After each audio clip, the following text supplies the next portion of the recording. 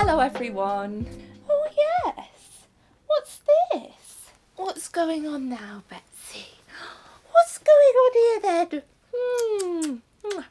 You'll say hello? Welcome to another video. I'm very happy to have you here. So, it has been a hot minute since my last video. Dogs, stop. My dogs are playing in the background. It has been a little while since I posted a video, and that is because a lot has happened. There are many updates in my life, and I just didn't really know how to begin.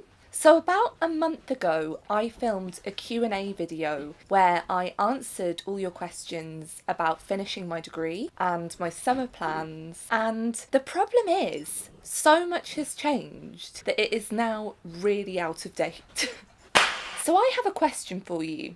I'm guessing you've probably seen those Billie Eilish interviews that they do every year, where they ask her the questions and then a year later they ask her the same questions and see how the answers are different. So I thought, why not re-answer the questions, but a month later? And I think this can kind of be a testament to how quickly everything can change, especially when you're in your 20s, because it is a time of so much change and fluctuation and not really knowing what's happening. And in my case, I really had this sliding doors moment that really changed everything. So, I'm going to be cutting back and forth between me a month ago and me today, answering the questions again, and we'll see what happens. I'm quite excited to watch this back and see how much has changed, because I remember a month ago, I don't know whether it came across when I was talking, but I was just in a time of such turmoil in the sense that I had no idea where I was going next. And as someone who doesn't like change very much, I found that really hard. So I'm really pleased that I can now have a slightly different take on it and a different perspective. So that's enough waffling. Let's get into the video. The first question is, are you considering doing a master's degree? Very interesting. This has been a bit of a journey. Having completed my BA, I am in student debt, the destination to be. And one of the things I will really miss about my degree is that I absolutely love learning. And so I really was considering doing a master's, but it was about making it worthwhile. So my degree is in media, journalism and publishing. I did that at Oxford Brookes. I really enjoyed it, despite having well over a year of it all online because of the pandemic. But one of the good things about my degree is it's very flexible, and so I've found that when it comes to applying for jobs, it hasn't pigeonholed me. So I was looking at other options. I looked at creative writing degrees, I looked at illustration degrees, because you might know those are two of my real passions, but nothing was really speaking to me. I did have a proper look around, but I think if I'm going to invest my time and money into something, it has to definitely be the thing I want to do. So the short answer to that question is no, I'm not doing a master's at the moment. Who's to say what will happen in the future? If I've learned anything from the pandemic, it's that life is very unpredictable. Honey, you've got a big storm coming. So who knows, but not just yet. The answer for this now is absolutely not. I was thinking of doing a master's when I just didn't know what I was doing with my life. And I think I could only justify doing it if it really made sense and would help me progress and was something I really wanted to do. And I now have a different path, which I will tell you about shortly. So no, a master's is off the cards. I love this question because I wish I knew the answer. It's what's next? Looking for inspiration. If only I knew. As someone who studied film at college, I'm going to reference The Graduate here. If you've seen The Graduate, it's all about this man called Benjamin who finishes his degree and he just has no vocation or idea of what he specifically wants to do. And I naively watched this film thinking, oh, poor him, that poor man, when I was 16, 17, and now I am Benjamin. It's been really hard, and it still is hard, because I still don't know what I want to do. But I think one of the things I've learned from my degree is that I don't have to pick one thing. I'm the kind of person that gets very bored if I'm not very passionate about something, and I like to move around a lot. I really love to be spinning lots of different plates and have different projects on the go. So when looking for a job, I would want something that was very varied and quite exciting and that would keep me creatively stimulated. I have applied for so many jobs and I've got a lot of rejections. It's mainly because I've been applying for very competitive jobs, and a lot of job applications are just online, so it's really impersonal. You never hear back from a real person. I did get an interview and I got through to the second round, but then I turned it down. I know. I was there thinking, Anna, you're crazy. The problem was, it turned out that the majority of the job was doing formulas with spreadsheets, and I am terrible at spreadsheets and formulas. It's just not how my brain works at all. And so I thought, I'm in an okay position, I'm living at home, I'm with my parents at the moment. So I decided to keep looking for something else. At this current moment, drumroll please, I have returned to Waterstones. I am once again a bookseller. But not for long! It's not something I ever thought would happen. I remember myself saying, I'm done with retail, I've worked in retail for years, that's the end. But I did quite enjoy Waterstones. It's a nice job. I liked being around the books. I think I was good at giving people recommendations. So I'm just doing that part-time at the moment. You know that song Vienna by Billy Joel that's been going around various social media platforms? I actually listened to the lyrics the other day and it says, slow down, you're doing fine, you can't be everything you want to be before your time. Poetry.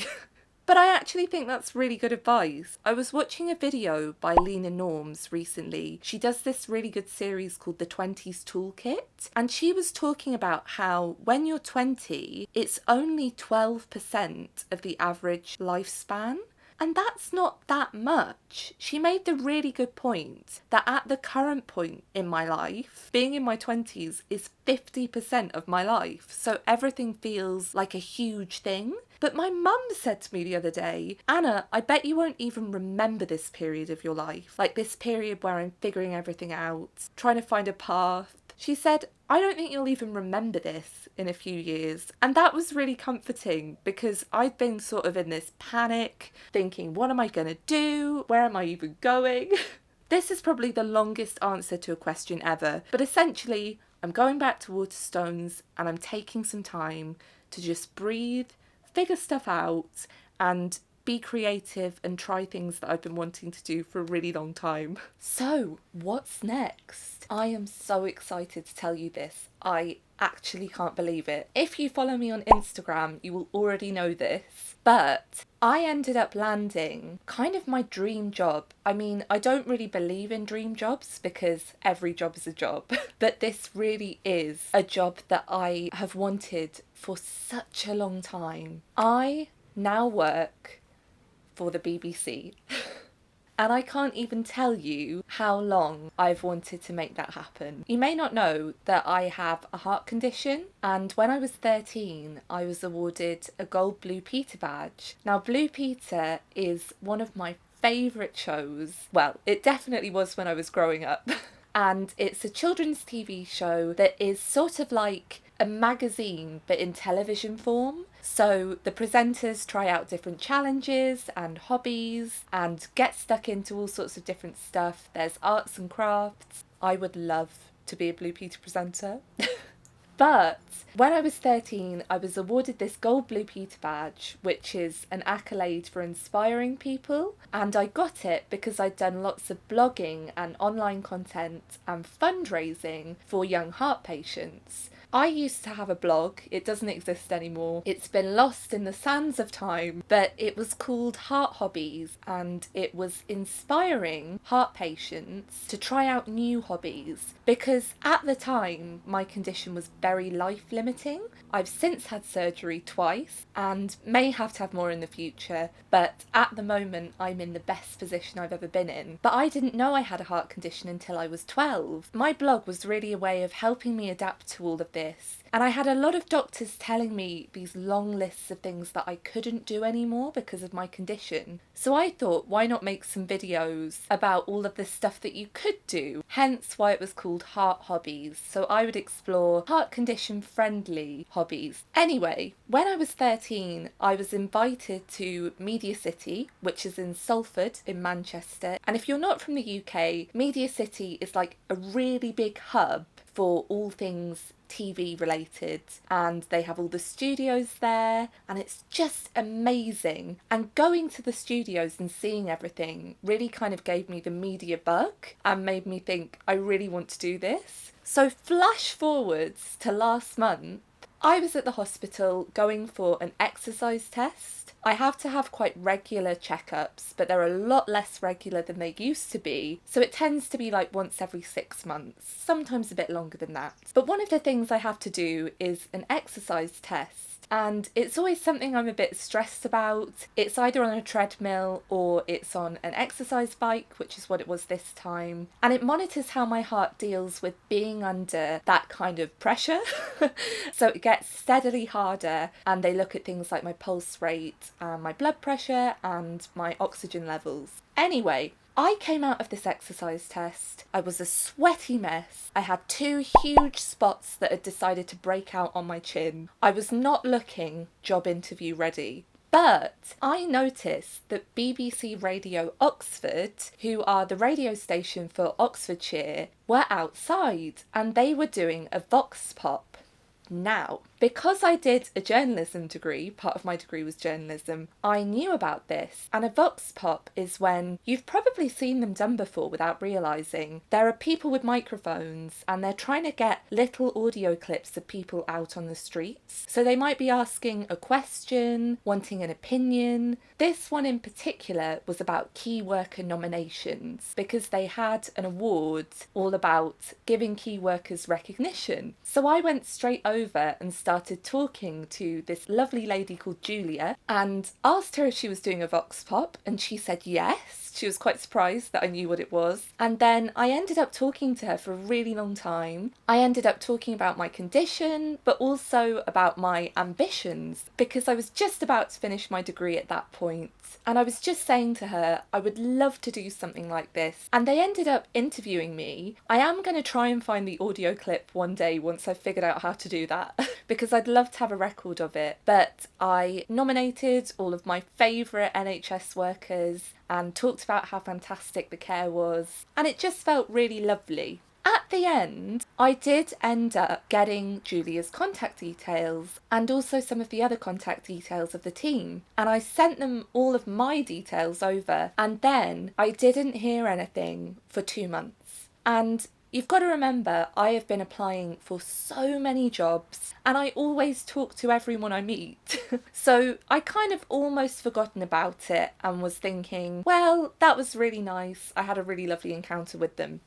Until I was picking up my little sister from work because her car was having an MOT, and I noticed I had a message on my phone, and I listened to it and it was Julia, and she said to me that she was looking for new talent and I'd stuck out in her head because she really admired my initiative going and talking to her, and they had an unexpected vacancy. Would I be interested? I immediately called her back and said yes.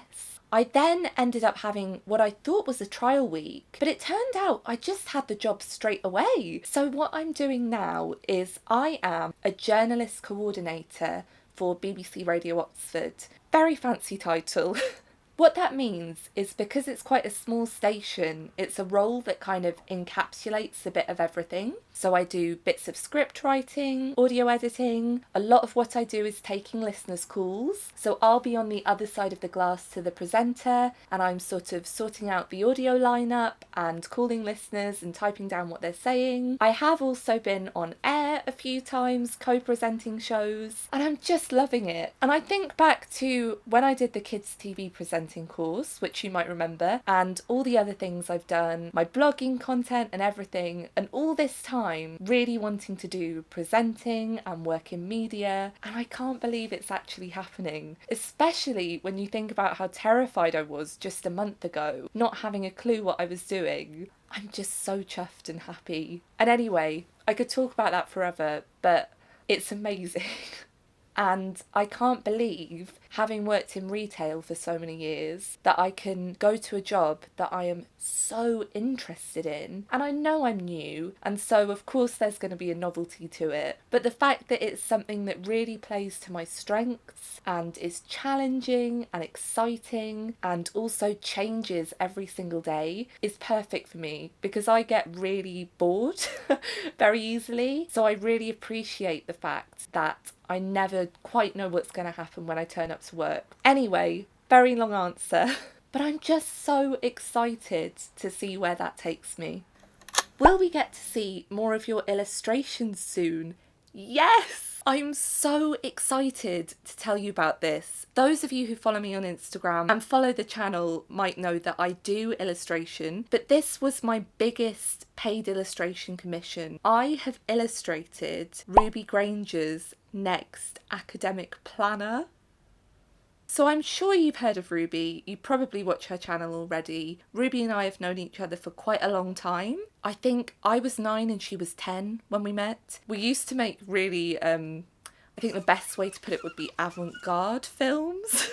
Yeah, we used to make quite a few films together and write stories together and things. Ruby did this open call saying she wanted to find an illustrator to do her next academic planner, and she had some fantastic ideas, and I applied. I did it properly, and she showed the illustrations to the team and I got chosen, and it was so exciting. I did about 28 commissioned illustrations, I think, most of them black and white line art, one of them in colour, which I'm really happy with. I can't believe people are going to be buying a product that's packed full of my illustrations. That is really cool. So yes, if you're interested in that, head over to Ruby's channel, Ruby Granger, but that should all be coming out really soon and I cannot wait to share it with you. I've got to be honest, my ideas about illustrations have changed a bit since I got this new job. I was considering doing an illustration MA, but I really want to keep up my illustration, so I'll mainly be posting my illustrations on Instagram. I might do a couple more draw with me videos. The planner with pumpkin productivity has come out, it has been released. I'm really happy with it and I think it looks fantastic. It might be completely sold out by now, but I'll put a link down to Ruby's shop anyway. You can also watch the video Ruby made all about this, which has a little cameo from someone familiar in. So yes, definitely continuing to pursue illustration, but more as a passion project and something that really enriches my life and that I really enjoy doing just for fun. So that's it. Thank you so much for watching. Let me know your thoughts or questions in the comments below. My videos will continue to be very irregular, especially with my new job. But thank you for hanging around. I hope you enjoyed this update. I can't wait to see what comes next. And I'm really excited that things are picking up. If you take anything from this video, it should just be that things do get better, and it might be when you least expect it. And also to take little chances. You never know when talking to someone could end up being really useful. If you enjoyed this video, you can give it a like and you can also hit subscribe, but only if you fancy. I hope you have a lovely week and I'll see you in the next video. Bye!